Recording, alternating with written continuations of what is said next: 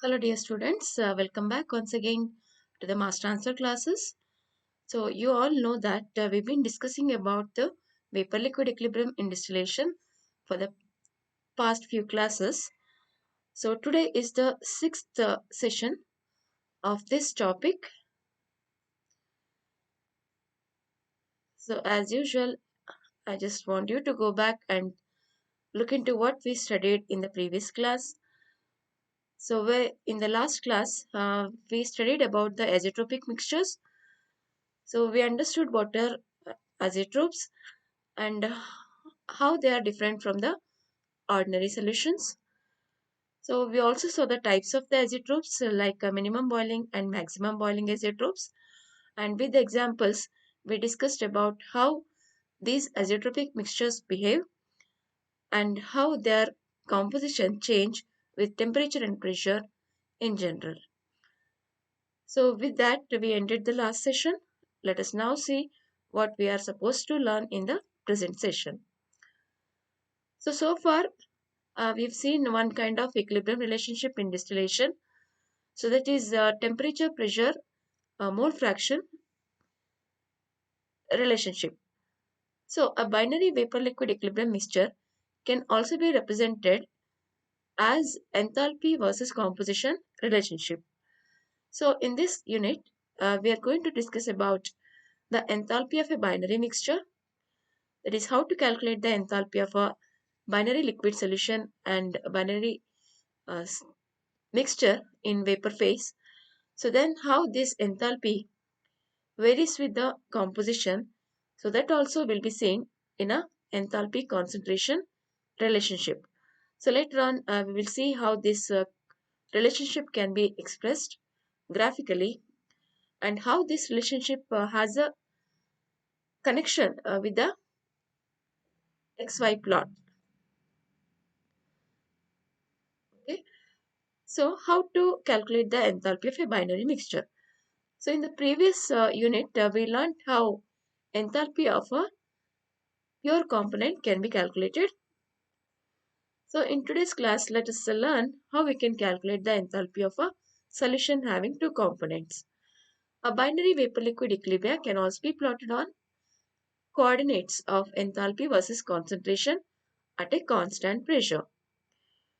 So liquid enthalpies can be calculated including both the sensible heat of the mixture and also heat of mixing of the components. So this is how we can calculate the enthalpy of the liquid mixtures. So where HL represents the liquid mixture at its bubble point, then Cl is the specific heat of the mixture at a bubble point temperature TL. TL minus T naught is a difference in temperature between the bubble point and the reference temperature, which is used for calculating the relative enthalpy of that mixture. Then M average, MAV, is the average molecular weight of the given binary mixture. So this term gives you the sensible heat of the given liquid mixture plus delta Hs is the heat of mixing of the components. So Cl is the heat capacity of the solution measured in energy per mole degree and delta Hs, as I said before, is the heat of solution at the temperature T0 and the prevailing concentration referred to the pure liquid components also measured in energy per mole solution. For saturated liquids, TL is the bubble point corresponding to the liquid concentration at the prevailing pressure. Then heat of solution data, that is delta Hs data, may vary in form and you need to make some adjustments in the units of the tableted necessary because of that variation. So if the heat is evolved during the mixing, then delta Hs will have to be taken as a negative value.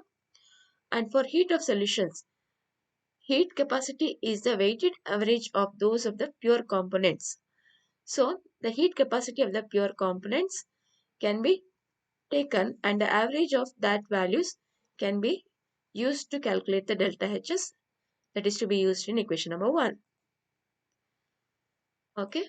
So now we have learned how to calculate the enthalpy of the binary liquid solutions. So let us now see how we can calculate the enthalpy of the vapor phase containing two components, that is a binary vapor mixture. So for the present purposes, the saturated enthalpies can be calculated adequately by assuming that the unmixed liquids are heated separately as liquids to the gas temperature TDP, which is known as a dew point temperature. Each will be vaporized at this temperature and the vapors are mixed. So we consider that each component are heated and vaporized separately, and they are vaporized at a dew point TDP, and that vapors, the saturated vapors, what you get will be mixed each other. So by assuming in that way, we can calculate the relative enthalpy of the vapor phase. So which can be obtained like this: Hg is equal to Y into Cla into Ma into Tg minus T0 plus lambda A Ma. So this gives the enthalpy of the component A. So that plus the enthalpy of component B is obtained by 1 minus Y into Clb Mb Tg minus T0 plus lambda B Mb. So here Cla and Clb represent the heat capacity of the component A and B respectively. In the same way, Ma and Mb are the molecular weights of A and B respectively. So then lambda A and lambda B are the latent heats of vaporization of pure component A and B respectively. So this is how we can calculate the enthalpy of a given vapor mixture having component A and B. Okay, so the latent heats of vaporization lambda A and lambda B for the given mixture are measured at a temperature Tg in energy per mole units. So Cla and Clv are the heat capacities of the pure liquids, as I already mentioned, which are measured as energy per mole degree units. So the enthalpy calculated for vapor and liquid mixtures in the manner like how I told you in the previous slide, and those enthalpies can be plotted against the composition expressed as mole fractions x and y. So then what you get is a enthalpy concentration diagram. So which is as shown in the diagram shown on the slide. The upper part of the diagram, which typically represents a binary mixture where the enthalpies of the vapor phase have been plotted against the mole fraction of A in vapor phase, that is Y, and the enthalpies of the liquid phases are plotted against the X values, the mole fraction of more volatile component in liquid at equilibrium. So there are two curves in the plot, Hg versus Y and HL versus X. The vertical distance between these two curves at x is equal to 0 and x is equal to 1 represent the latent heat of vaporization of pure component B and that of pure component A respectively. The heat required for the complete vaporization of a solution is the difference between the curve at a particular composition. For example, if you take the vertical distance CD, so for every mixture having a composition represented by this point, the distance CD gives the amount of energy required for complete vaporization of the saturated liquid at point C to its saturated vapor condition at point D. So the amount of energy required will be Hd minus Hc, also measured in energy per mole solution.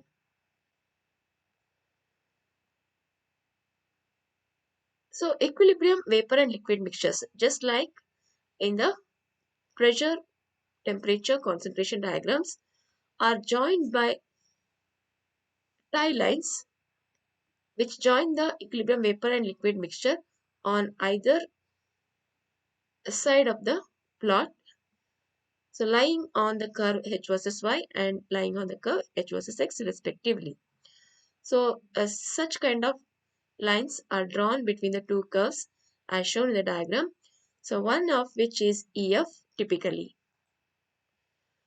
So the relationship between this equilibrium diagram and the XY plot is shown in the lower part of the diagram.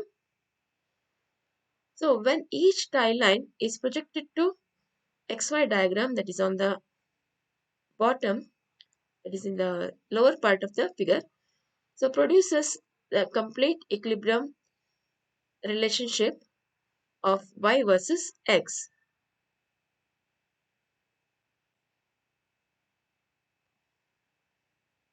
So enthalpy versus concentration diagrams can also be used in distillation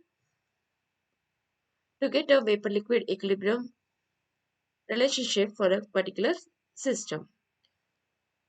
So that is all about the enthalpy concentration diagram. So these are some of the YouTube links that help you watch the videos which explain the particular topic that we are taking up in the particular session. So this is all what we studied today.